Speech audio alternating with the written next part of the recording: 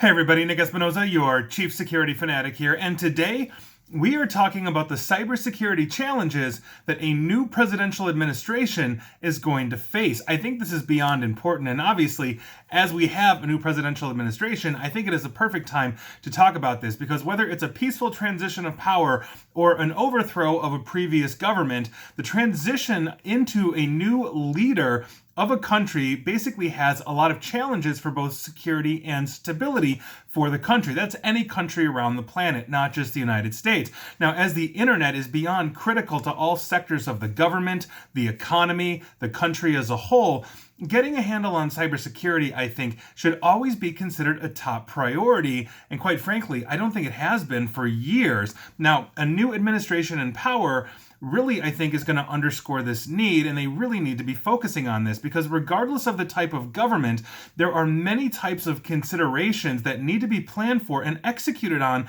immediately once a person has assumed power and essentially has gotten an assessment of the situation. That's right. We love in cybersecurity to assess where we are so that we can know where we are on the road and then start making improvements to our defensive posture. So, using the new Biden administration as the example, because literally, basically the president was just sworn in a couple of hours ago, we can explore the cybersecurity needs and concerns for a national infrastructure as vast as the United States. Now, obviously, some of these most critical points here that we need to consider, and I'm going to go down my list here because I've been taking notes of what I think is the most important things. First one is appointing qualified people. I mean, I think a government as comprehensive as the United States has scores of professionals basically that are in the cybersecurity field to choose from. Cybersecurity is a field that should be or is virtually immune from political appointments. And so having an experienced cybersecurity leadership in an advisory role to the president is critical. Now, a good advisor is going to help to offer proper nonpartisan guidance through tough cybersecurity issues facing the country, like state-sponsored cyber attacks, compliance issues, education and awareness of threats, and on and on and on. So in the case of the White House, having a qualified senior director of cyber is one of the most important positions in the government, as that person becomes a direct advisor to the president. I had the honor of interviewing former White House National Cybersecurity Advisor Michael Daniel, now head of the Cyber Threat Alliance, a few months ago, and it was one of the most fascinating conversations. In the case of the Biden administration, they have selected Michael Suhlmeyer, and he is going to assume that role. Now, Suhlmeyer has worked previously for both the Obama and Trump administrations. He is an experienced cybersecurity trained individual, and he is considered a veteran within the basically government cybersecurity circles, having served as a senior advisor to the NSA and also the U.S. Cyber Command leader, General Paul Nakasone. So he really knows his stuff. Vetting other cybersecurity leadership in government is also important as well. So above and beyond the White House advisor, who we have running the Cyber Command or the NSA or the CISA is beyond important. We need to make sure that we have the best people in place. I think that is just so important. One consideration that the government should have as well, and I've been thinking a lot about this, is to actually underscore the importance of cybersecurity by making it a presidential cabinet position. I think this position should be called Secretary of Cyber Infrastructure, because the internet is beyond critical to the health and stability of both the U.S. economy, the government, and society as a whole. And so defending it should be a top priority. And I think a cabinet position really underscores that point. So please, I'm hoping that we're going to see a cabinet position dedicated to all things cyber. The next thing I think we need to be doing in a new administration is expanding cybersecurity's footprint via compliance. Adhering to cybersecurity compliance or framework can be a real pain in the butt. Believe me, I know. I work with many of them, including the new CMMC, which I'll get to in a minute.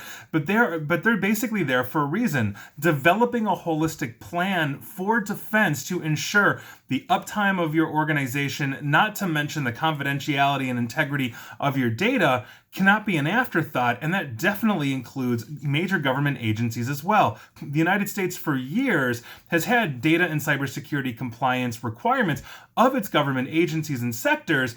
We, as citizens, the average citizen that doesn't know much about this, sees this through HIPAA compliance, for example, for their medical records, or PCI DSS compliance to secure their credit cards. However, cybersecurity frameworks tend to be retroactive in nature, and organizations usually are only penalized when a failure is discovered, meaning that company that didn't secure your credit card gets breached. They are now forced to tell you that, and oh shoot, they really actually weren't adhering to that cyber plan or that compliance that they needed to. We see that quite a bit.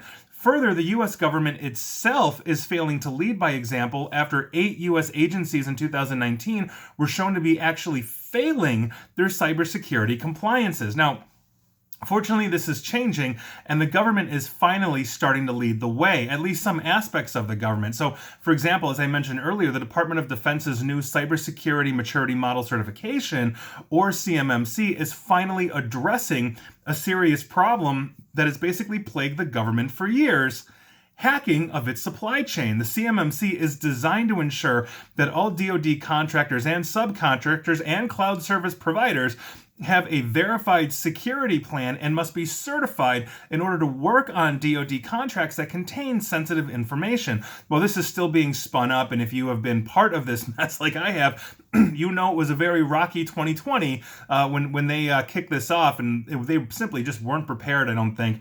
But this helps to solve the retroactive security situation because they are required to actually verify that they're doing what they're saying.